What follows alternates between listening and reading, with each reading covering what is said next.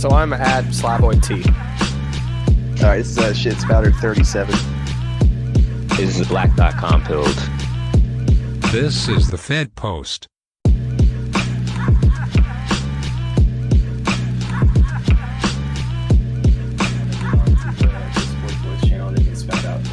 Shit, they can like do the JQ, whatever they want to do. Yeah.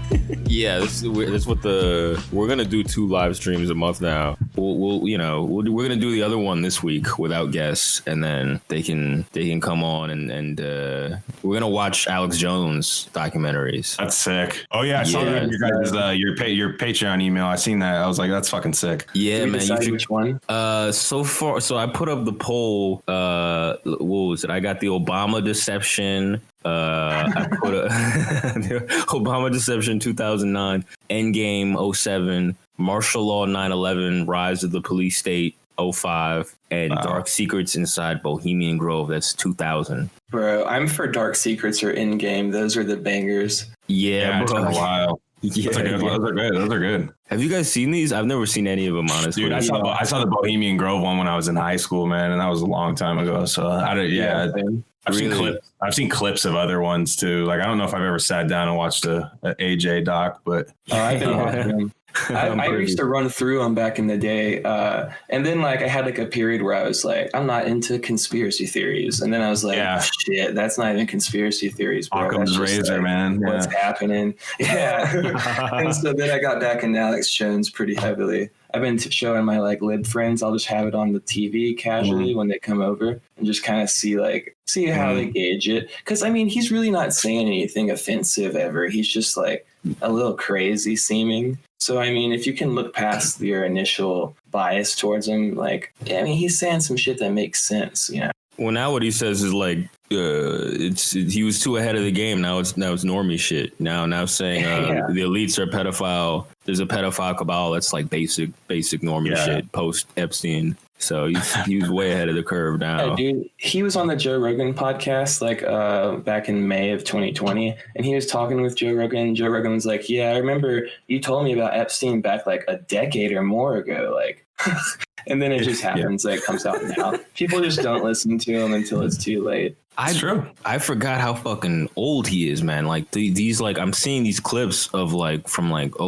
2000. I'm like, holy shit, he's been in the game a minute, man. That's wild. Like, I only remember him as like a recent phenomenon, but he's been in it for a minute. No, he has a clip from like Texas public broadcasting where he was like had like a talk show on there back in like the late 90s or something, or like I would say even like mid 90s. It looks real old where he's like carving a pumpkin. He's like, yeah, you see, police have surveillance technology, and he's like carving a pumpkin, like stabbing the shit out of it, dude. It's so sick, and it's like he's saying like base stuff too, like stuff that the left is saying now about police. And he's saying it back then, and now he's not allowed to. I mean, he got big, like being anti-war, like back in like Bush era and stuff like that. And now that's like, I mean, now obviously most of the left doesn't even seem that anti-war at all now because they cheer for like sending people over to Syria and et cetera, et cetera. But I mean, you would think that that's kind of like a left talking point, and it's Alex Jones. He's like, I don't care about that bullshit left or right, dude. Like, these people are sick. They're fucking each other in the woods, and people don't even know about it. Well, he's like fairly like libertarian, right? I guess that's the best way to characterize how he views. Yeah, I would say that. I mean, if you had to put him in a box, but how could you put him in a box? Right, you know? Exactly. I mean, that's how I feel though. Like, or I'm like, what am I? I don't know what I am. I just don't like this shit. You know what I mean? I don't know what I am, but I definitely don't want to live the way we're living right now. And you know, it's not good enough for a lot of people. That's you don't want to get in the pod and eat the bugs. That's.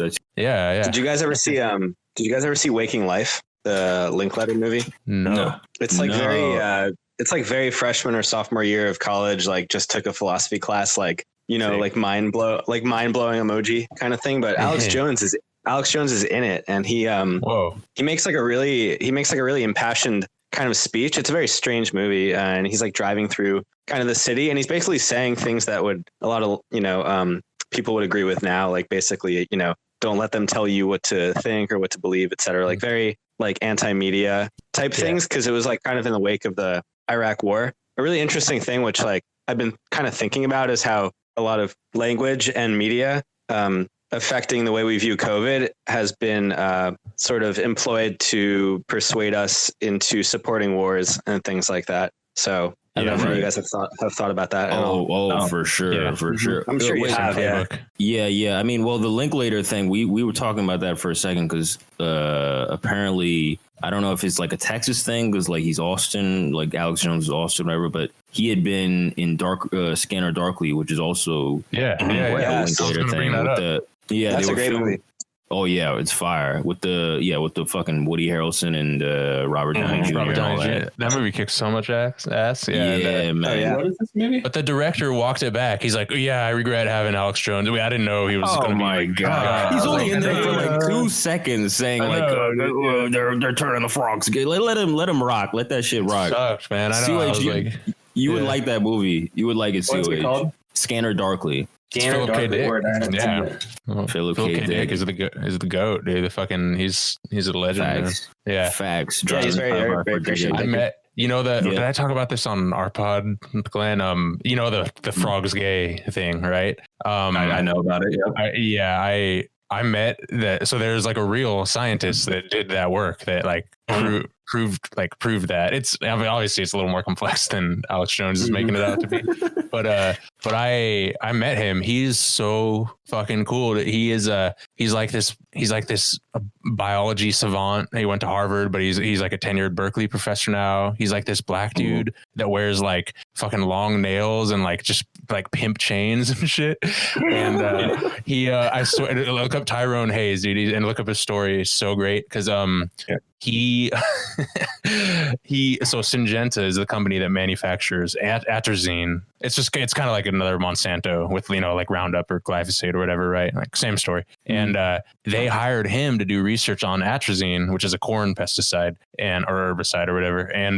And he started doing this research on frogs, and he's like, "Yo, this shit is actually kind of it sucks. It's turning these frogs. These frogs are fucking gay, man." No, it's like they're doing some gay shit. Like their frogs, their sex organs would be reversed and shit like that.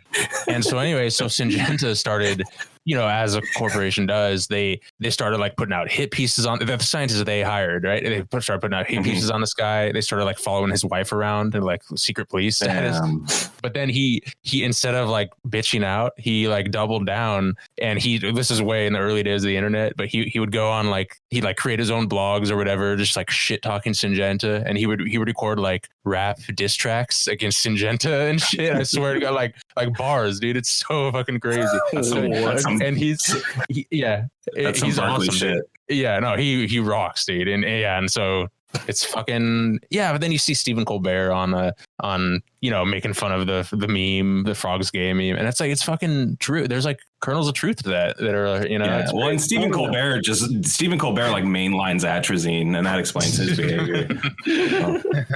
Suppository, dude. But I'm sitting on it.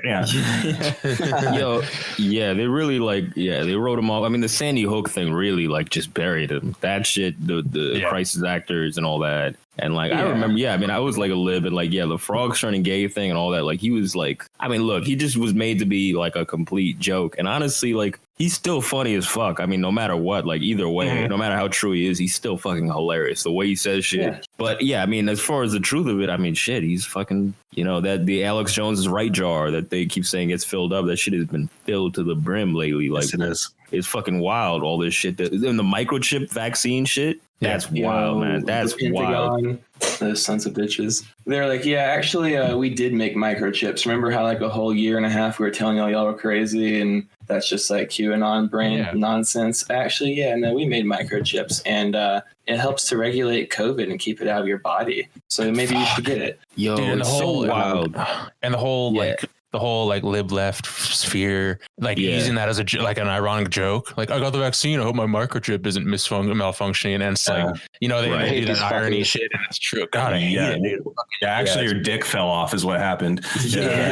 Literally, they're gonna keep doing it. I love how the left. I hate even calling them the left because, you know, any like what Chris Hedges calls leftists or Michael Parenti calls leftists, they would look at these people and just fucking shrug their shoulders at best. But they're always posting these pictures of themselves like, oh, I got the a Pfizer bot. Like, oh, I'm just like, you guys are. You're just gonna, not to be cliche, but you're gonna eat the bugs and you're gonna joke about how much you love them, but you're gonna convince yourself that you do love them, and then you will love them. That's how it works. Yeah, it's like Stockholm syndrome. But Biden's the greatest president of our lifetime, dude. Yeah, well, go ahead. Oh my god! Oh my god, dude! Jeez. All right, there's a lot to go through. There's a lot to go through lately, but like, yeah, that whole phenomenon of like, we're gonna joke about it, and SLAV has talked about this before, which is just like, yeah, we're gonna joke about it. It's gonna be a joke, and then within like couple seconds, all of a sudden, 180. Oh no, this is we all knew this was going on. This is fine. This is normal. Yeah. It goes from like a joke, crazy conspiracy. Yeah, exactly. Yeah, it's like laughing. Like, dude, wouldn't it be so funny? Wouldn't it be crazy if we had gay sex right now?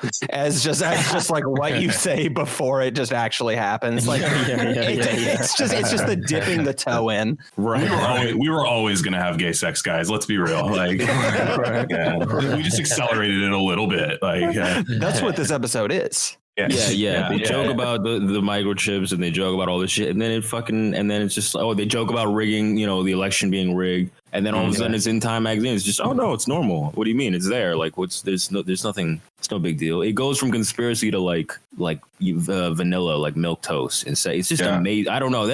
I don't know. I don't want to use the G word, but the gaslight, that shit is amazing. You got to have some mental fortitude to not be fazed by that shit. Because even the libs now, like the lockdown thing screwed me up when they were just like, oh, that didn't happen. And that screwed me up. And because even the libs are milking the lockdown. They're like, I stayed inside the last year. I'm 37 pounds overweight. Like, I'm so fat. And like, it's the plight of us, of what we did. We trusted science. We stay inside. But then the left is just like, nah, it didn't happen. Actually, I was actually blowing guys at this punk rock club, like, it's always a punk bar, dude. Actually, I was doing this the entire time, even though I was at the punk bar studying for my thesis. I know. They're in a bind because they have to be cool, right? That's their number one priority, is to portray. That's what I was being edgy. That's what I was saying. Yeah, go on. Yeah, I didn't mean to cut you up. Yeah, exactly. No, exactly. Yeah. That's what it is. Like, you're in a real tough spot if you have to pretend to be edgy, but you also have to, toe the line on this COVID shit. There's nothing fucking edgy about wearing 2 masks and social. You look like a cornball. So the only way you could go along with it and still make fun of people for questioning lockdowns, questioning COVID, is you have to say, oh, well, these aren't even real lockdowns. Like, it's not like China. That's a real lockdown. These are just spoiled Americans that are privileged. They got white privilege, and they can't tolerate a slight 2 iota drop in lifestyle. Yeah, that's the picture they're going with. Well, that's what I was thinking. Go ahead. Yeah, I was gonna say, like, they, in addition to being smug about it, they also have to do this because the people that quote unquote leftists ultimately oppose are the conservatives, like the like white conservative. What do you call them? Like the what are the settlers book call them? Like the labor aristocracy. Like their enemy is that. So like boat dealer. Yeah. That's the academic term. Yeah.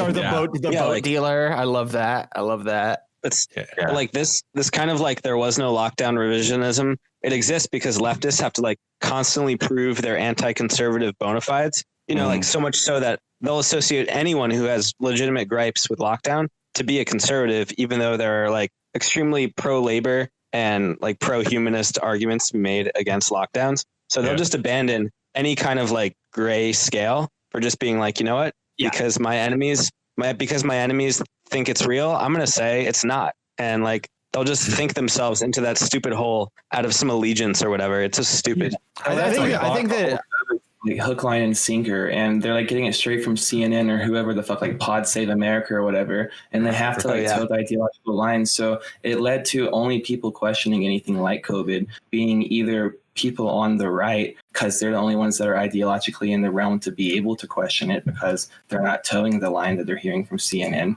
And so that relegated like anyone who's questioning it now is going to be seen as like, oh, you're a crazy conservative rightoid or whatever. So now like people that consider themselves leftists won't even think about questioning the narratives around COVID, around the vaccines, anything, lockdowns, etc. Yeah, Mm-hmm. liberalism isn't cool either, and they have to I'm not saying. I think we do tend to give them job descriptions for liberalism. I don't think they're actually thinking that they're doing liberal stuff. I think they actually think that they're the left. They're the opposition to the Democrats and the Republicans. They think they're doing that. I don't think there's some long game behind what these just random people are saying. But yeah, you notice it's just identifying your enemy. You know what I mean? My enemy, I live in California, dude. I live in the Bay Area. My enemy is not the right wing. There is no right wing in California. I mean, there's Republicans, but my state was ruined by liberals. The reason I can't afford to live, work where live where I work or stuff like that, it's because of liberals. It's not because of that. So I don't feel comfortable in liberalism. I also don't feel comfortable in conservatism either, but conservatives might leave me alone. Right. Yeah, my whole politics now are literally just what do you think about COVID? If you pass that test for me, it's just a proxy for everything else. And the best take was because the who's that bro that was like, wait, what? How did tech benefit? How did big tech benefit from this? I don't get it. And unironically, I remember that take. Who's that guy that got 50K followers? He's like, wait, big tech who benefited from this? What? I forget. I know what you're talking about. Yeah, they just go what and then you catch them in their lie, and that's why I don't even want to engage with these fucking people, man. Because it's you catch them in a fucking lie, and they just go LOL, and you're just like, all right, cool, right? Well, this is I'm right. Oh yeah. Name one bigger working class struggle in the last 20 years than what happened this last year. And they're just completely ineffective at doing what they say they were going to do. That's the because they don't give a fuck. Because they don't give a fuck at all. Because they don't give a fuck at all. And I think to your point, just about how they don't think of themselves as liberals and everything. I think that the whole lockdown denialism, that's totally on the money. And I think it's the perfect balance between two colliding factors, one of which being they're critiquing the fact that we didn't have these really strong and effective centrally planned lockdown, you remember South Korea and shit like that, if our country was actually able to everybody stay home, we're straight up gonna bring shit to you, we're gonna go door to door, just fucking do the tests early on, all of that shit, right? No fucking shit, the US didn't do that stuff. We aren't capable of doing shit like that, right? So they take that, which is what they mean, I'm convinced. They take that, and then that gets mixed in like a horrible stew with the fact that they're just totally obsessed with just zigging whenever the chuds zag. Right, they got to do the opposite always, and so it just bounces and bounces and bounces back and forth between those two poles until it just becomes this huge circus mirror version of what they're actually originally saying, and it suddenly just becomes we literally never had any lockdowns, never happened. All it ever was just you had to get takeout one time, right? Oh my god, what I mean? The schools have been open the entire time. This has all just been some crazy fever dream of the chud mind. That's bars. That was beautifully put. I couldn't see that. Yeah. No, you guys are right. It's really they all contrary in themselves into a position. They don't have any real beliefs. They don't have any real convictions. Yeah, we've seen this time and time again. They keep going 180 on everything. All it is just posturing. So if you have to keep reverse posturing into something, and it's like when I was on RareCandy with you guys with Glenn and Sai, and I was like, what Sai was saying, the lockdown is really the test. That's the litmus test. Where do you fall on that? That was the thing that really was all right, the left, I can't be around these people. That was the biggest thing, was hearing this. And we said this shit a year ago. This isn't new. A year ago, they were saying, these privileged people that are protesting lockdowns, they just want to go to Applebee's. That's all they want. They're just fucking spoiled brats and, completely disregarding the mass employment, worst downturn in a century, schools closed, biggest wealth transfer in history. Fucking CNN saying that they, put up COVID rating to get ratings to scare people. None of that shit matters, right? It's just it's just amazing. It's just aside from all that, they just want to posture that we would have had real Chinese authoritarian lockdowns. Well, the whole thing rests on the whole just like as an aside, the whole thing rests on the assumption that this was never going to be an endemic virus, that it was like we could stop it in its tracks like Ebola or something, which was pretty clear that it's just an upper respiratory fucking virus, like flu-like thing, coronavirus that, you know, I felt in like last June, I was like, oh, this thing's going to be around forever. And it's like precisely because it's not as bad as they said it was, because that's how viruses work. You know, it's like the worse a virus is, the more able you are to stop it or to manage it, you know, because that's, you know, versus like the weaker, like a cold virus or flu thing stays and mutates every year. So the whole thing is just like scientific LARPing, you know, that they thought that we could fucking stop this shit in our tracks, and just on the assumption that, oh yeah, China was totally accurate with their numbers. And like, yeah, they did. Yeah. They totally stopped. It's like, come on, you know, like, you know, you're trying to, you know, that's another zigzag thing where it's like the conservatives were like, China's numbers are bullshit, which is fucking true. Okay. We want Chinese lockdowns for a flu, that's what it is. For a fucking flu with less than 1% fatality rate. That's what it is. Way less. That doesn't make any fucking sense. And they thought we were going to get communism. They thought we were going to get communism out of this shit too. A lot of people on the left thought that once the lockdown said, okay, cool, now we can just never go back to work. They need our labor. And, I'm telling you, this is what I spent a lot of time, because I remember when we were, you know, this podcast has been scheduled for a minute, right? We've been scheduled to come on here. And I remember last week that whole thing happened, the left lockdown denial thing on Twitter. And I'm thinking, you know what? These people are just coping for the fact that we didn't change any fucking thing. You know what I mean? That we didn't change any fucking percent. We didn't change anything. Now you have to pretend that you didn't care either way, right? Because that's the order of operations. That's the way it flows. They thought we were going to get communism. No, wrong. Yeah. I love consolidate all the wealth because they hate small businesses, right? Because that was what people were saying. They're like, oh, well, a bunch of small businesses went out. They're like, I hate small business. It's like, okay, so you were trying to weaponize this. You were trying to take this away from the elites, weaponize it towards yourself, which I thought that for the first week we could do that. Wrong, you know, and then I don't know. It's all cope. It's all cope. Yeah. Monopoly not so bad, but small business, that's got to go. Yep. Tom's Pool Supplies is done. They're the reason that I can't get what I need in America. Just fuck, dude. Guys, you guys got to understand, once Amazon consolidates it all, then it will be easier to nationalize, because it'll all be in one place, dude. Come on, dude. We'll just keep posting. Couldn't even win the union vote. Couldn't even win the union vote. We'll get these fucking chuds to finally vote in their interest, vote for a union, and then we'll just spam fucking guillotine gifts until we just get the revolution.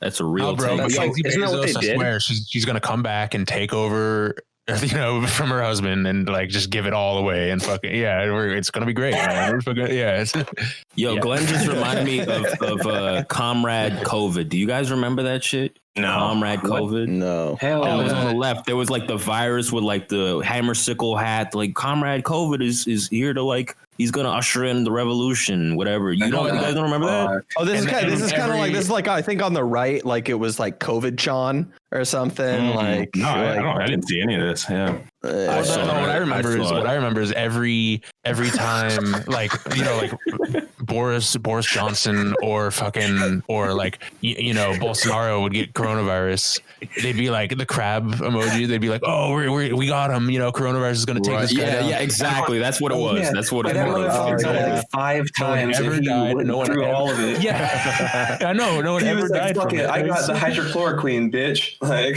Teflon. Dude, watch like if Joe Biden gets it, just dies immediately. just doesn't make it at all.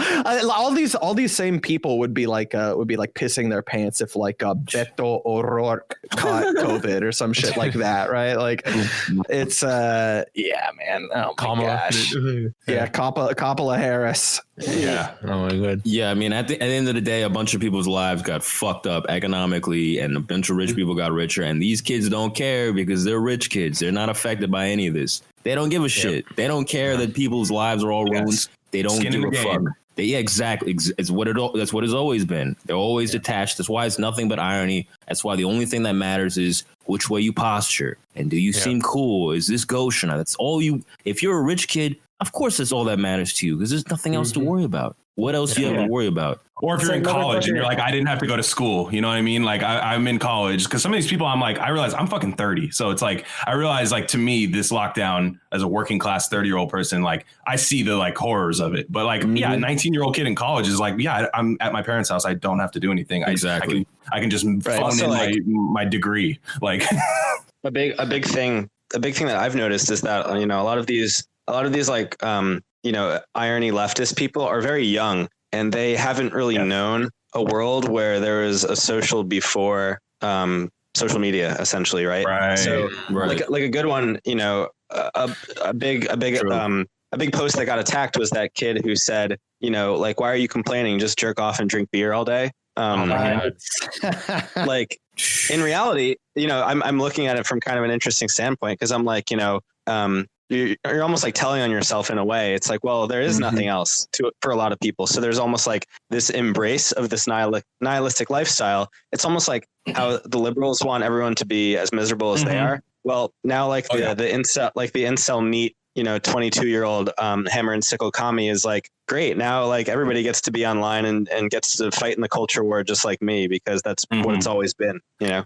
Misery loves company. I'll add a caveat here just to do a little devil advocacy. I'm a Zoomer, and I lost my job because of the pandemic. So I'm like seeing people, like young people around my age, like on some like, oh, it didn't even happen. I'm like, motherfucker, I lost my livelihood because of the pandemic. Don't try to tell me it didn't happen. So like, it's not entirely a generational thing. I think these specific people are just like sick in the head. And I think it does have a lot to do with the social media. Like you were saying, not knowing a social before it, for sure. Oh yeah. Right. Yeah. I didn't mean to universalize it, but yeah. No, we love to shit on the Zoomers, but yeah, thank you. I would pushback occasionally. I see CRK tweet about Zoomers, like genocide Zoomers and shit. And I'm like, oh my god. Zoomers. I always have an apostrophe, asterisk for like not COH. I always do that. Three tweets down in the thread. I always say not COH. Used to always be like you can't hate these people just because these people are just like showing you a mirror of what's going on in the system around you. These are people who are the most like molded by it because of the like most adapted to the new change in like what's going on. So they're just the most molded by the shit that you don't like. It's not necessarily that they're just like that's what they are. And I know that's just like a boomer argument. No, you're absolutely right. And that's like in that movie, in the movie Network at the end where he's like, yo, there's gonna be a whole new like young generation of fucking transhuman fucking sociopaths that are just raised on TV and social media and just like they're desensitized to everything. And that's what this is, like nihilistic, like they've got nothing. Like, the whole like, oh, you don't even want to visit your family. Are we even going to pretend that you guys want to visit your family for Thanksgiving? You guys don't want to do that. We don't want to do that. And then, like shaming Drew, like they were like shaming Drew for like trying to visit his family. It's like, yo, and now they're saying it didn't happen. You know what I mean? Like it's amazing. It's amazing. Like how many headlines does it take to like, internalize an ethos that you didn't believe in? Right. It's like, I'm thinking about, my favorite thinker of now is Jean Baudrillard, and he wrote a really provocative essay. When the Gulf War was happening, he wrote a series of 3 essays. He wrote the Gulf War will not take place. The Gulf War is not taking place. Right. And the Gulf War didn't take place. And it's not, he's very tongue in cheek and very provocative, but his point was that, it's only going to take place from the media standpoint. He was hired by a French newspaper to cover the war. And instead of going to the Persian Gulf, he stayed in his flat in Paris and covered it by watching CNN. There's a part in the book. There's a part in one of the essays where I think somebody asked the troops, the American troops, like, how do you feel like about the war? Like, are you guys, how are you doing today? And they're like, oh, well, we have to see, we're going to check the headlines later to like see how we did. And it's just like, holy shit. So, nobody's experience of COVID or of reality is true or something that they'll believe until they, read about how they think they should think, Yeah. Not to be too basic, but that's very Orwellian. We've never been at war with Eurasia kind of vibe, right? And exactly. Yeah. Exactly. And that's the key to the 180s. And, it's not even a left thing. It's the lib thing. It's a lib CNN mainstream media thing. They say one thing and then a couple months later, it never happened. They never were saying that. And they just do the 180s. And that's where I think that like the humor aspect, like we were talking about earlier, is so fucking key and everything. It's like you laugh about it and then you have a change of heart about it. And then when someone calls you out on your fucking bullshit and contradiction, you just laugh them out of the room. Right. Yeah. And when you're just the guy that has just the crowd pointing and laughing at you for just being a fool, like, like everybody likes to, you know, staunch individualists. We all like to think we're not going to cave under that pressure, but like that shit works on people. That's why it's you. Right. People don't want to be the singled out person that's heckled and everything. And I can't overstate enough just like how big that single detail is in all of this. That's true. That's true. Yeah. I mean, I mean, like all of our fucking like heavyweight like American propagandists of the last 2 decades have been fucking comedians, like libtard comedians. And like that's absolutely for good reason. Shit. Yeah, that's true. Well, and Tonight Show shit, that type of stuff, like all those talk show hosts that like just funnel propaganda to you, but they just like do some like clever jokes here and there. Fallon's affected laughing is my MK Ultra trigger. But it's because the whole reason, like usually I see stuff like that, like there's all types of like left versus post left stuff. I don't usually like get into it on Twitter, but the only reason I even got mad, like I actually got mad, and I was talking to Sai about it. I'm like, why am I so fucking mad? But honestly, like these people were mad. This all started because of an Alex G tweet. Yes, exactly. Like, I forgot. Yeah. I mean, okay, first off, is she ever antagonistic towards any one person on Twitter? No, she sees a bigger picture. And like there were people like, and I'm not even saying like people were like making it crazy for her or anything or like trying to dox her, but people were saying like, wow, dog shit for brain teacher. Wow, if this was ever my fucking teacher, oh man, fuck this. Wow, what an idiot. And these are like leftists and stuff. And I'm like, first off, you wouldn't want this teacher. You'd rather have some lib bullshit teacher. And second off, I'm like, dude, like, so I got mad at that because, you know, she was our first ever guest that we had. Like, so I'm always, and like, she's cool. Like her and I talk pretty regularly about stuff, like sending stuff back and forth. I'm like, dude, like, is what she's saying really that insane? Like, no. You know what I mean? She has like chuds that follow her. She has, you know, people that are just apolitical that follow her that just don't like the way the world is right now and would love somebody who can quantify it and, you know, one tweet and stuff. And I was like, damn, dude, like none of you guys or any of the media you consume does what she does. You know, and it's like, I'm glad you brought that up. I'm glad you brought that up because I forgot that she was the original thing. And that was the other thing is she doesn't engage in any drama, which, never. You know, the 6 of us, maybe we can't say that, right? We indulge in, of course. I indulge in that shit. She doesn't, right? And she just sticks to that fucking, and she just sticks to the fucking, you know, the facts. She just sticks to like what's going on and, you know, and she just sticks to her points. She doesn't deal with this trivial fucking Twitter, you know, intra beef of these fucking weirdos. We're some of those weirdos, and like she doesn't deal with all that. And they still had to go out of their way and make sure that she, you know, they check her in some way. They have to because she's getting a little too respectable. She got to be put in line. Yeah. I mean, she does well. She's stepping out. Yeah, her tweets do pretty well, and like they have to do that because they know what she's saying runs completely counter to what they've been harping on, what they've been saying, for what they've been part of the whole time of making fun of people for questioning the lockdowns. So, you know, the more there's people that make it seem reasonable to question the lockdowns and question after a year of this shit and seeing that, oh shit, maybe we were, you know, maybe there was some propaganda, maybe it was exaggerated. You got to check that. You got to snuff that shit out. It's all very tactical. And then you get boosts from certain big accounts that profit from that narrative. So yeah, that's how it works. That's the game. And, you know, that's why it's wild. It's wild because it's like she's not part of that. She's not involved in that. But that's how they it's the white blood cell thing that SLAV always says. That's the perfect analogy for it. That's what it is. You got to react to that. You have to. What's the white blood cell narrative? He's saying it's just like they're just like a cis. Well, actually, maybe you can describe it better because it's just an immune response. It's just an autoimmune response of gotcha. Like somebody says something that's not within the appropriate boundaries of the discourse or the lib discourse, and then it's like a system that corrects itself. Right? Like, they got to jump out.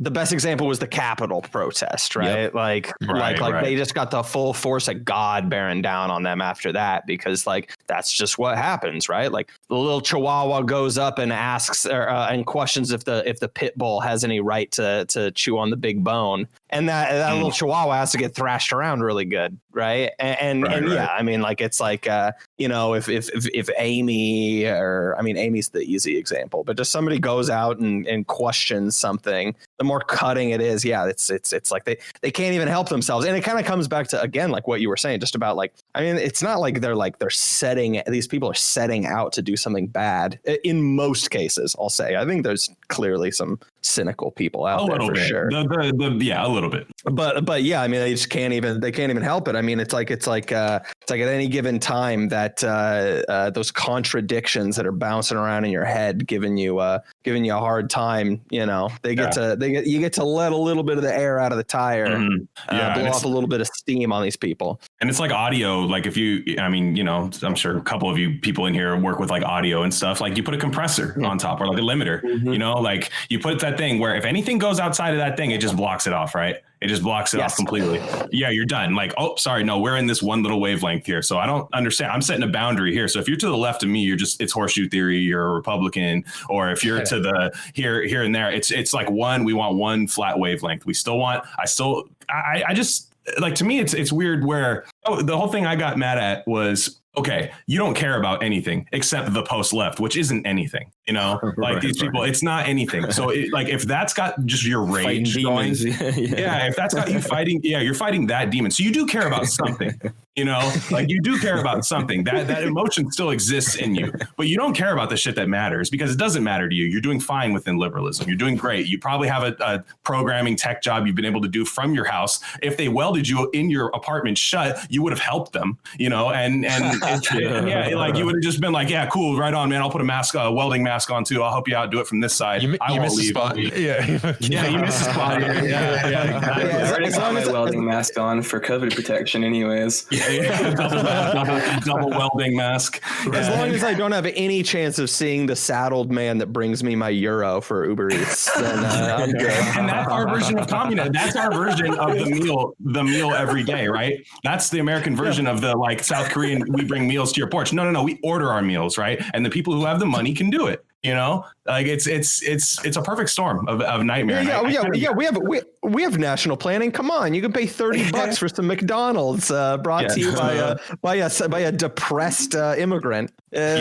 Stay indoors and work your remote job. If you have a nice crib and you have an office job that lets you work remote, and the lockdown's fine. It's always been a class thing. It was always that from the jump. If you don't have that shit, you're fucking homeless. You don't have a job like that, then you're fucked. And these kids, like, they're just of that world. They don't, they've got no reason to care either way about it. But yeah, it is the white blood cell thing. It's just like, oh, we gotta find some N-word tweet from 10 years ago that you did, or we gotta find, you did a social faux pas here or there. Like, they got to find that because it's like, that's the response. And then the incentive is they get boosted, they get retweets, they get follows from these big accounts that, profit from people pushing that. And then they incentivize all these little people to like keep pushing it. I mean, that's really what it is. And if that's all that matters to you, that's all your life cares about is shit like that, then yeah, you're that. I feel like there's a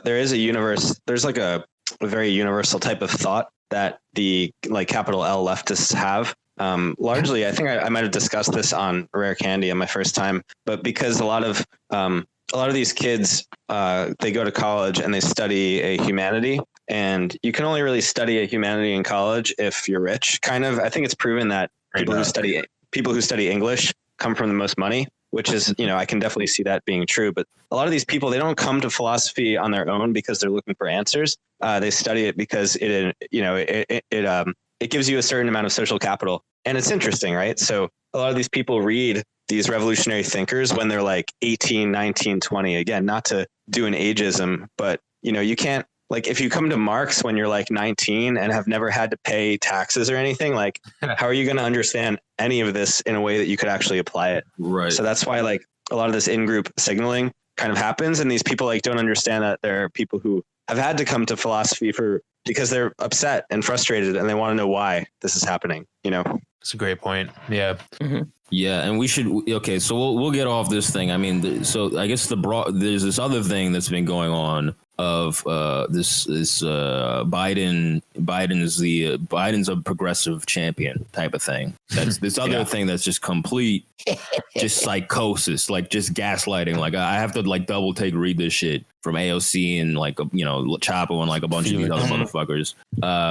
So now there's this thing of like where they're saying, because you look at the first, it's only been what 3-4 months. And you're looking at this shit and you're like, all right, wow, he's really, he's doing a fucking shit job. This is a joke. Like they're really eating shit.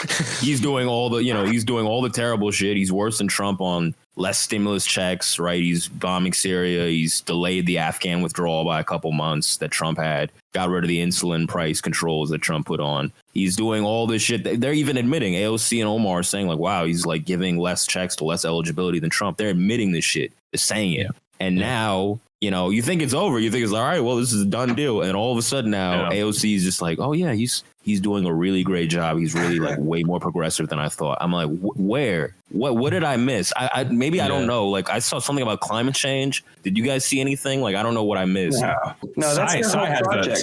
Their whole project is just telling you the exact opposite of the material fact that's a reality around you. They're just like, let's just make you believe the complete opposite. And we're just going to tell you that this is what you're seeing and feeling and know is true is just wrong, actually. And no, he's actually the best fucking president of all time. What? Like, it goes in line with everything that they do. Like, there's no lockdowns. No. Oh, no, fat people are healthy. No, like, it's like this shit non-stop, dude. Yeah, well, it's crazy. This is all just happening. I knew, I'm not trying to, like, told you so to anyone listening or whatever, but, like, that's one of our members' whole thing, so, member. Oh, I'm a member. Yeah. Okay. One of our lesser members. Sorry, one of our lesser members. No, but, I mean, I called the AOC thing a long time ago. I was like, this is not going to go the way you guys think it's going to go. Like but I thought it would take like 10, 20 years. I didn't think it would take like 4 months. Yeah. You know what I mean? I was like, I'm blown up how quick this whole thing is fucking shifting like beneath my feet. It's like, I knew she'd be Pelosi. But I thought that would take I thought she'd be like an old lady and we'd be like, oh yeah, she used to be, we thought she was cool in like the first year or something. Right. Or like the first, but it's just happening so quickly and it's so, gaslighting. And that's their term they always use is gaslighting. Oh, yeah. I sound like a fucking battered wife saying this shit, but yeah, it's true. They're the most familiar with it. Well, why don't you have dinner on time, CRK? Then we won't have this conversation. Was it like Pelosi's a fighter? Pelosi's an activist. I saw AOC one time. She comes from an activist background. Yeah. Background. Pelosi, wait, she said that shit. Yes. Oh yeah. That's a direct quote. Yes. And COH, what was that shit that Pelosi put up that was like, I would have fought those Capitol rioters? Like I would. Oh my God. She was talking about she's a street fighter and they would have had their hands full if they had run into her in the Capitol. How funny would it have been if somebody just mixed her 1-2 just dropped her ass. Yeah. I remember she couldn't stand up after the Floyd kneel thing, but she could totally take down. She literally. Oh yeah, I forgot about that. Yeah. Dude. Oh my God. NCO Pelosis. Yeah, She's my favorite Street Fighter character. I always choose her when I fucking load up the Super Nintendo. It's like Nancy with blades on her hands, and she's wearing like the Vega mask, right? She's just jumping at you, fucking beating up a junkyard, just intimidating you by beating up a junkyard car, just boom, boom, boom, boom. Right. She's crouched down, kicking on the ground. What was that thing, Glenn? You said that she sounded like Trump recently. What happened with that? Which one? Were you or Sai saying like she sounded like Trump recently? I thought somebody was. Which one? Are you talking about Pelosi? I don't think it was me.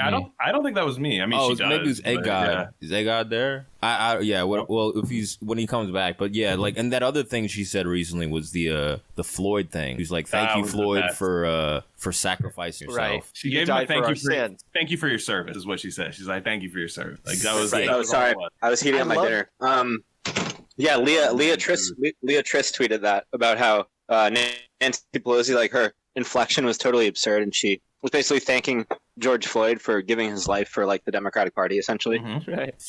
Yeah, it was the interesting thing is actually I was going to tie it back to Lori Lightfoot, how she tweeted about the thing where she tweeted something about racism and was like, "Good morning from my mansion." It's just like they're all turning into Trump. They're all turning into Trump. Like they're all They hated him, but they knew it. They knew it sold. So that's exactly right. Yeah, they wanted to be him. They're like, wait, this is actually kind of tight what he's doing. Yeah. there's this fucking billboard that I've driven past a few times, and like I was talking to my girlfriend about it today. Like it's just like, I think it's like a billboard that's just like Biden, Kamala, and then like a couple of like the senators from Washington, right, or representatives, and it just says like, we got you your $1,400. We're gonna do the infrastructure bill. We're gonna open the schools back up, and it's literally just like, it's just a billboard that's just hype beast shit for like what we've done for you recently, and like they're like interdimensional vampires, but I absolutely respect the shit out of that. I think that fucking rules. And like, and I was specifically saying like, if Trump like normalized just having that kind of braggadocio and just just immediately addressing like what I've done for you lately, then that's great. Honestly, like if we could just have more honest politics in that way, I'm actually totally in favor of that. You gotta give him credit. Like it's actually, even the street broke the clock twice a day. Am I right? Yeah, it's just bullshit though, because like they're like, oh yeah, he's withdrawing the troops. He's getting all this credit for like ending the forever wars, and he has to do that because the fucking Taliban and Trump made some arrangement for May 1st, and now he pushed it to September 11th for no reason other than the date. And the Taliban, and now I'm starting to get conspiratorial because like the Taliban was like, yo, we're going to escalate attacks. We're going to like resume attacks if you don't meet that deadline. And I'm thinking maybe they did this on purpose to provoke them, then have an excuse to not pull out, or they're never going to pull out. I mean, there's going to be contractors and all that shit. It's going to be privatized. Like they're not really pulling out. But like, I don't know, this other shit of like he's got the new influx facilities, right? He's building like a new one or whatever. And the vaccines like keep needing boosters. That the CEO of Pfizer is like, yeah, you're going to need a third one, and you're going to need one for Fauci's like, you're going to need one for every mutation, like, and you're still going to have to wear a mask. It's still social distance. So what exactly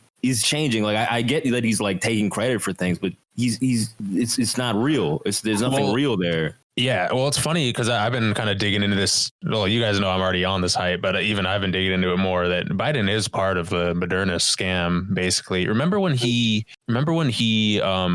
had like this weird campaign like interview video thing like a long time ago where he's like, because his son died of cancer, and he's like, you know what, we're gonna do something crazy, guys, we're gonna cure cancer. And and like everyone was always getting mad at Trump for being hyperbolic with his claims on like, we're the best ever, we're gonna do this. And then Biden was like unironically saying we're just gonna fix cancer. And he was talking about Moderna, like he was talking about like investing literally in that specific company. And it's crazy because John Ioannidis, who's like one of the most famous real epidemiologists ever, like one of the most cited scientists in the 20th and 21st century, who called back in fucking March and April the accurate infection fatality rate, like, and everyone hated him for it, right? He's like, this isn't as bad as we thought. We probably shouldn't lock down. The IFR is probably like 0.2 to 0.4%, which is absolutely correct. And he's like, and it varies by age and everything. He's the guy, Johnny Anitas. He's the guy that took down that company, Theranos, right? That that crazy Elizabeth Holmes, that crazy fucking psycho chick that just lied basically. Yeah. So Joe Biden was like, he was like cheerleading for her and that thing and Moderna, and this John Ioannidis guy who was basically, he kind of blew the lid off that thing. He's like, yo, this Theranos thing is bullshit. This like, it's not real. And then now everyone accepts that as total fact. He did this. It was way quieter, but he did the exact same thing for Moderna. He's like, all right, I went after Theranos. Like now this Moderna thing looks hella sketchy too, which has tons of grants from the government. Sorry to derail this whole thing, so Biden's basically right on topic. He's part of that whole, neolib, like fucking technocratic mRNA push, giving these guys billions of dollars. And the CEO of that company is hella funny because like he has more patents in science for like a non-PhD than anyone basically. And it's like, and that was a part of the red flag was like, why is this guy, like they never released their data and they basically, they have this like rogue CEO guy that's like putting all these patents out with no data and with no like credentials, or no credentials basically. So anyway, it's all tied up in the whole same guy that called the lockdowns and COVID is largely bullshit is calling Moderna's bullshit. And that's Biden's plan to cure cancer is like mRNA injections basically. So it's pretty fucking wild. Yeah. It's all tied in. Yeah. Wow. Yeah. That's wild. I believe that. Dark. I mean, he's like tied into, he's just been a scammer guy since like, for decades. He's just had his pockets in, laced with, a bunch of special interests. Credit card Joe, baby. Yeah. Yeah, exactly. Definitely. No, the crazy part about it's like it's exactly because Biden is the perfect model for neoliberalism to go on. And like I know CRK was ahead on the Trump harm reduction stuff, which I always respect him for. And I agreed with, even though I never saw, I don't believe that much in harm reduction in the presidential election, but I always respected what he said about it because it's true. If you do need a perfect vehicle to continue this austerity, what's better than like some guy who fucking drools all over himself, doesn't know what he's signing, and also has, even if he did know what he was doing, he's still a piece of shit because when he had it right, when his brain was right, he still was bad. So it's like, right. He's so benign, though. He's so benign as a figure. It's perfect. Like he's just looks so harmless, and you almost, because you feel bad for him, you'll suspend your better judgment. Right. All the things they said about Trump, that he's like dementia, he doesn't know where he's at. They just put something in front of him and sign it. Whatever truth there is to that, Biden is obviously like more true. That's clearly way more exponentially more, dude. You can tell this dude like barely has a clue what's going on. How long do you guys get? What are we talking like on the? So I've been saying like during the second year. So the over-under that would be 2. Yeah. Well, that's what this fix is in. Yeah. And I think it will be. I think we at like end of year 2 don't hit year 3. I think we at like end of year 2 don't hit year 3. And I think I mean, I've heard people straight up like, blaze of glory. I don't think it's anything crazy. I think it's a symbolic passing of the torch. It's a quiet retirement. Hey, look, Jack, my dogs just keep breaking my ankles. I can't work under these conditions. You think they let him go full senile, like wait till there's a really bad moment and then they're like, all right, we gotta stop. Do you think they push it that far? I don't think it'll be. I don't know. They're already teasing it, man. Like I'm saying, they're already teasing it. So? They're teasing it with the guy with him falling up the fucking stairs. And look, like I'm sorry, like liberals tried to smother that. Oh, who hasn't fallen up the stairs? But there's a reason why that was shown Is all I'm saying. There's a reason that was shown you think they boosted it to 100%, dude? And then the babbling and all that stuff. That's why, they're saying, he's not doing that bad. And then eventually, what's going to happen? And I think this is going to be within the next calendar year. I truly believe that this is going to be within the next calendar year. It's going to be basically him saying, I tried my best. We had to stop fascism. I'm just not in the best health right now, but I know Vice President Harris has them now. It's going to be something like that. That's all it is. I agree. I think within 2, I can't imagine him running. I can't imagine 30 years. Cannot imagine. I don't know what kind of drugs they got up there, but like 3 years of this shit, no fucking way, man. He can't. He's spacing out in fucking press conferences, and they're already hiding his ass. Like we're finding like deep fakes of him in front of mics and shit. There's no way. There's no fucking way. I mean, it's gonna be Kamala. I mean, that's the thing. And then Kamala might get fucking 3 terms. She might get with that loophole where you get 2 years in the existing term, and then you get to run twice. So you might get 10 years. Oh, you fuck. Yeah. Damn. No, straight up. She might FDR this shit, dude. Like real talk. Like, and we already have the crisis, right? You had the depression with FDR. You had all that. So you already have this crisis that we're in right now with COVID and fascism, storming the Capitol. Like it's already there. It's already all there for her to take reins. And she's so wildly unpopilar. In except FDR was popular. Yeah, exactly. But she's so exactly. And that's why it's even worse, right? And she's not going to do nearly even the. Well, look, everybody's got the FDR. Like he did this for this reason to stop communism. Okay, cool. Like I get that. She's not even going to fucking attempt to do some fake shit like that. There's no need. There's no like labor pool. You know, 100%. No, you're there's no like organization. Yeah, crazy. Mm-hmm. And she's so unpopular in California. Like in California, her state. I live 60 miles away from where she was, her district, basically. Like she's horrible. She had people fighting fires for, no joke, you made 36 cents an hour to fight fire for her. Yeah. At prison labor, this person in 2021. I mean, look, it's a real thing. Like I'm not saying it's, she's the only one that does it, but that's the kind of shit with the gig economy coupled with that, like taking over everything. That's what we're going to get out of her. Mm-hmm. Oh, yeah. How woke is that? The first woman of color, and disproportionately black. We all know this is like typical, like basic libs using the prison labor, disproportionately minority. Yeah, I mean, that's where we're headed. And we've mentioned this. I've said this shit a million times, but it's worth repeating. She didn't even make it to her own fucking primary in California. Didn't even fucking make it there, and she's gonna be fucking president. And everybody that was saying, "Oh, Trump's authoritarian. He might not leave if he loses the election." I can't imagine. At least he won votes. At least he had a fucking base. She has no base. Great point. She has no fucking base. I love that. I know. Yeah, I know this is like fucking the. I know it's dumb, but I can't get over that meme of the mosaic of her like smiling, but it's all the black dudes she locked up.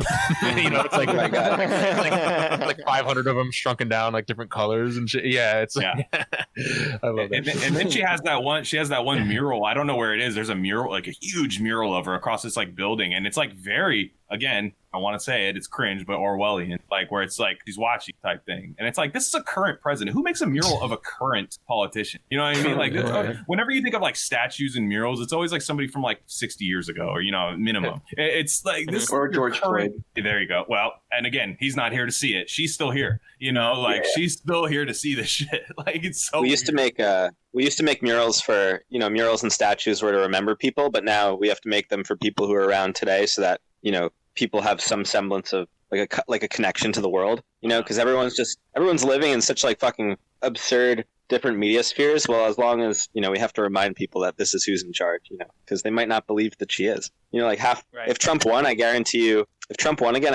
half of the country wouldn't even recognize him as the president, whatever that means. They probably wouldn't even let him into office. They'd be like, no, he's a fascist, and we can't let this happen again. We saw this happen back in 2016 and all the drama that caused. And they would probably find some reason to like legitimately not leave office or something, just like they thought Trump would do. Oh yeah, I could see that. I guess the other thing I was interested in bringing up with you guys was climate lockdowns, like a whole new fucking things. Like, I mean, honestly, I'll be real. Like, I was saying it, and I kind of was like, I'm kind of like reaching. I don't know if this is actually gonna happen. I didn't really like hang on it too much because I was like, this might be too crazy. But all of a sudden, recently, they're just doubling down on it. The CNN Veritas thing where they're like, the next thing is climate change. That's the next big, and all this stuff. And they always have some dumb. Go ahead. You motherfucker, Craig.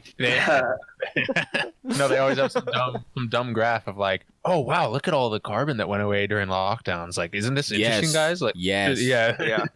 But then you're like, well, what about all the single-use plastics, and then all of like the unnecessary amount of people driving to deliver you your shit, and like all the like unsustainable food choices that were made, and people weren't going to the store and shit like that. Like, right? Yeah. Oh yeah. Right. I mean, I like COVID has opened my eyes. Think about food choices that were made, and people weren't going to the store and shit like that. Like, right. Yeah. Oh yeah. I mean, I like COVID has opened my eyes about a lot of shit, and climate change that I was always sort of just whatever, like in between. I didn't really have strong feelings about either way. I just assume it's real, and it is real, obviously. But like, I'm so convinced now that it's exaggerated. I'm so convinced off of how they did this COVID shit that that's the same deal. And these lockdowns for climate change is the next logical step. And they keep talking about it. They keep talking about, and this is the other thing too, is even if you do care about climate change, they're saying, what do? They blame you.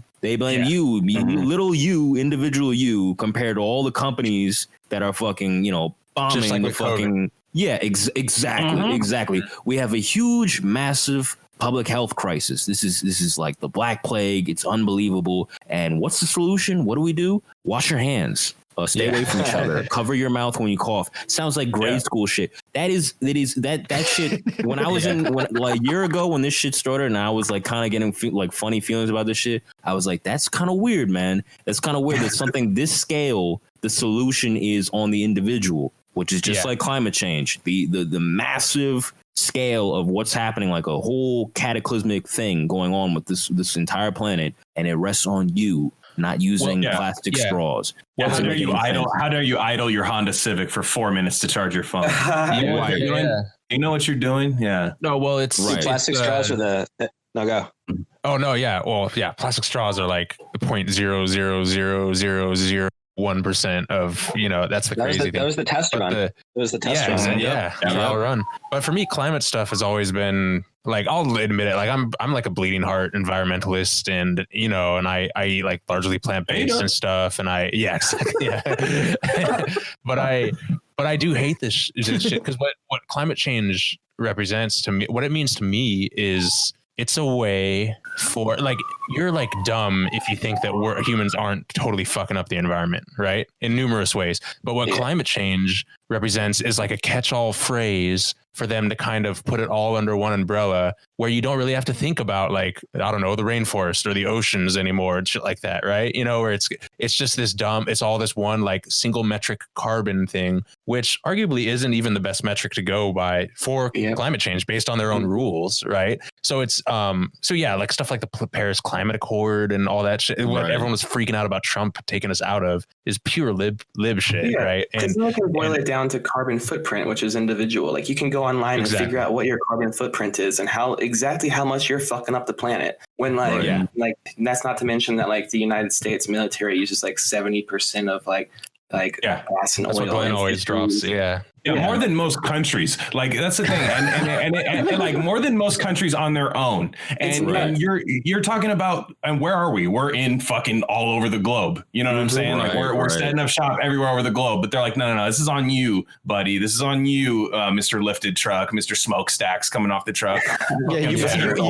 We better not catch you incorrectly sorting your fucking recycle, you little piggy. Exactly. Well, that's another scam, recycling. That's a total fucking scam. Like, at least plastics. Talk about it. Well, send it on over to China, baby. Exactly. Yeah, we ship it all over. We fucking, like, 90% of the plastic shit we recycle can't be recycled. It's just another way of making it the individual, like, tricking you into think you're doing something good. And it's just crazy. I don't know. This is what, like, we had Jonathan Latham on, and he's so like red pilled on this shit, and he's like, that was a great episode. Oh, thank you. Yeah, he's like the original post left. He was hating on these nerds like way before, like before I even realized what was happening. He's like, and where it's just so crazy, the faith that these guys have in these systems, the EPA, the CDC, the FDA, USDA, all these things, like, these people that are the problem, like the actual problem,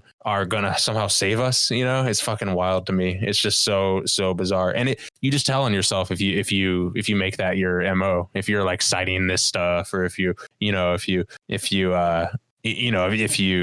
just like with COVID, right? If you're like 500,000 dead, global pandemic, if you're just like, all that shit, it's just, you're just telling on yourself. You don't know what's going on, Well, yeah. A lot of this shit is the virtue signals, like the Climate Accord and the Paris Accord and metal straws. You wear a mask, and it's like, oh, is you wearing one mask or two masks really putting a dent in COVID or whatever? And whenever I talk to libs, and they're always like, we need to do our part. I'm like, yeah, but what about the government? Like, the government, right? They should be, this is a pretty preventable disease. Like, it's not that big of a deal. Like, what about them? Like, aren't they supposed to fucking do something too? Like, is it just on us? And our part's a pretty small piece of the pie, bro. And I think I got it covered pretty easily. Like, it's the other folks we need to get in line. Like, it's always a guilt thing. It's always a lib guilt thing. And they'll say to me like, oh, I just feel so guilty. Like, what if I'm the one who spread it to this person? Like, dude, sure, I get that, but like,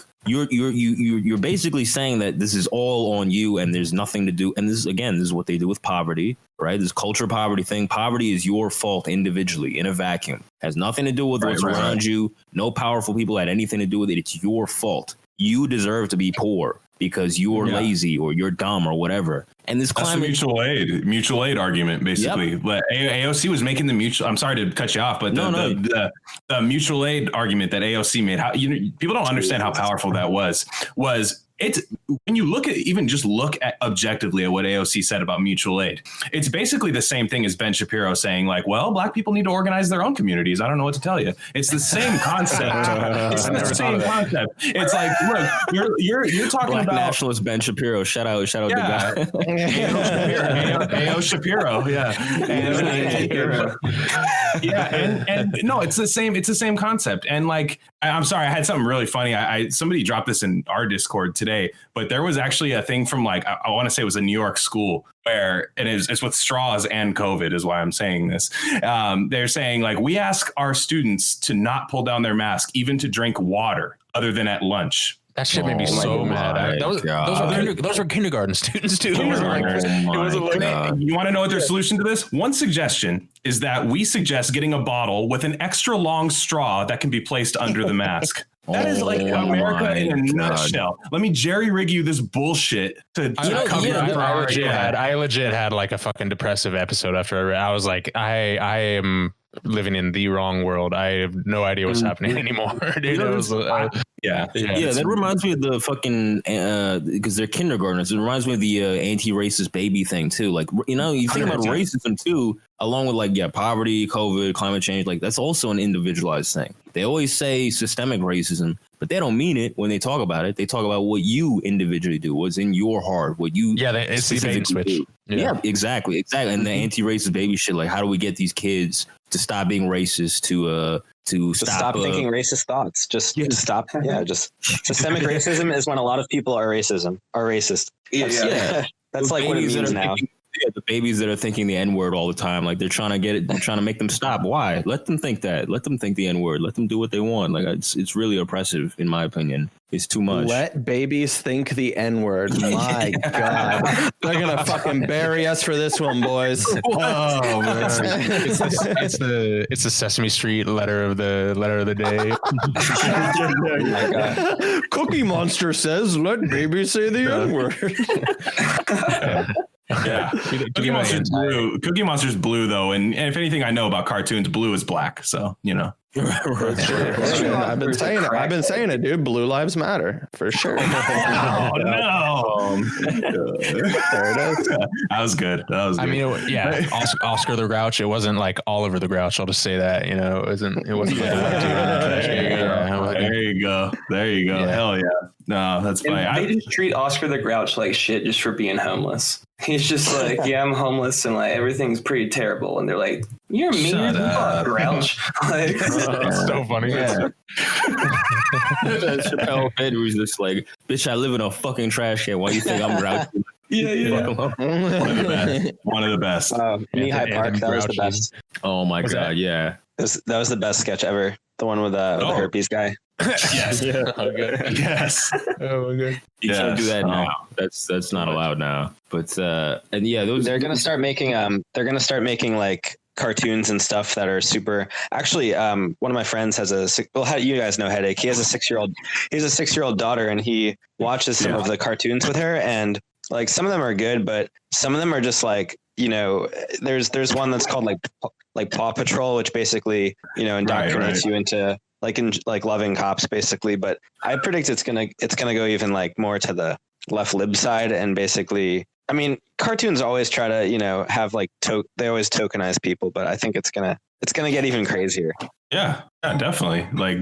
I mean, it's a symptom of the time. It's like cartoons prep you for the next generation. You know what I mean? Like that's usually what it's for. Like it's not for the boomers. It's not for anything. Maybe it is a little bit because the parents might watch it with it. But yeah, I even saw like Headache saying that, because Headache had the take after, and he doesn't come on Twitter very often, but when it's front row stuff when I see it, and he said, like, oh, wow, apparently the lockdowns didn't exist. Apparently my 6-year-old hasn't been home with me the entire time. You know what I mean? Like not getting school. And that's that was another thing. I mean, I know we kind of went past this, but like glossing over the fact that like none of these people probably have kids. I don't have kids, but I know some of the horror of some of these people having to pay for childcare just for their kid to go to school, which school is childcare. School is childcare. Alex, she was saying that a lot. Yep. Mm-hmm. If you have to pay for a babysitter to watch your kid go to online school because you have a job, that's not public education anymore. That's not free. Mm-hmm. So right. And what are they putting in? and the kid, like, you know, I don't know about you guys, but like younger kids, like they don't really have a conception of race or racial dynamics. Like they don't really. I mean, I've seen like kids like learn that shit at a certain age, like younger than 10 or whatever. Like all of a sudden they'll realize, oh shit, there's these things going on, but they don't care about it before that. So if you're like giving them these books, like the anti-racist shit, whatever, like why are you putting that shit in their brain? Why are you telling them like, okay, so these are black people, these are white people, very different. It's very concrete where you define the boundaries between these people, right? And it's like, you know, they act like this, we act like this, and you got to treat them this way to compensate. What the fuck? Why are you putting that in their head? Like, let them fucking be normal. Let them fucking meet people. That was always part of the beauty that people recognized in children in childhood, was that they were the people in our society that literally didn't see color in the cool way, you know. And it's just we've taken that from them. Children have had it too good for too long. Well, it's the concept of like original sin for like the white children, and then it's like the infantilization of literal black infants, like where you're just like, you can die at any time, like you will be killed. If you, as a black man, like you can be killed by whiteness at any time, and like, which is a crazy thing to teach a kid. And then the white kid who doesn't know racism yet, right, is being told, you're evil. You're fucking evil. And you consume these products. Like, buy this Bree Newsom Bass new book that's coming out. Buy this new thing. Consume this product, and you're going to be fine. You can absolve yourself of sin. And like, I know the wokeness is a religion thing is like, again, that's another thing the left likes to like ironically detach from. Like, oh, you think wokeness is a religion? It's like, well, it is. I fucking hate those posts. Oh my God. Talk about it, Egg. Go off. Go off, Egg. Those people fucking suck. They're like, it's become like a joke that people are, because like, I guess one guy or a couple people coined the wokeness as a religion, and now they make fun of anybody who like compares the two. And it's just like, well, don't you think that's important to like harp on for more than like 6 months, you know? It's like, don't you want to address, like, don't you actually want to address something that's important, or do you just want to like, you know, be the first one to coin it and then laugh at everyone else who comes to it? I hate those. They treat it like a meme, like, oh, you're still posting Bad Luck Brian memes. They're like, well, this is a real thing, dude. I'm sorry. I hate to break it to you. Like, it's not. The worst thing you could do is be cliche. That's the whole thing. Exactly. Yeah, politics aside. Yeah. After 6 months, it stops. The wokeness being a religion thing and corrupting like our society, that just stops. After it's no longer cool to joke about, then it stops. In reality, lockdowns, that's cool to joke about, but once it's no longer cool to talk about, it's kind of played out. It's a dead meme. Then it's no longer affecting anyone's life outside. That's how that works. Yeah, that's how it works. Yeah, you're so like cliche, it like mirrors as I post to it like mirrors the news cycle. Yeah, exactly. Yeah, great point. Yeah, it's right. Crazy, it is the news cycle brain. It's just like on to the next thing. Yeah, and, exactly. And like, you know, by the time you because it's all about finding what's new. Because like everybody on Twitter, essentially, you know, I'm not immune from this. Everybody on Twitter wants to be the person who coins the next big thing. So you're just going to hop from thing to thing to thing and try to like figure out what it's going to be. And meanwhile, like you're not even grappling with the implications of the thing you were thinking about, you know, a couple months ago or half a year ago. And I mean, nobody's attention span works anymore. Walter Benjamin wrote about that, about how like our new society, basically like nobody can have an attention span. Like nobody, you know, it's so rare to meet someone who's read like at least like 20 books a year. Like that's not going to happen anymore. It's going to get worse.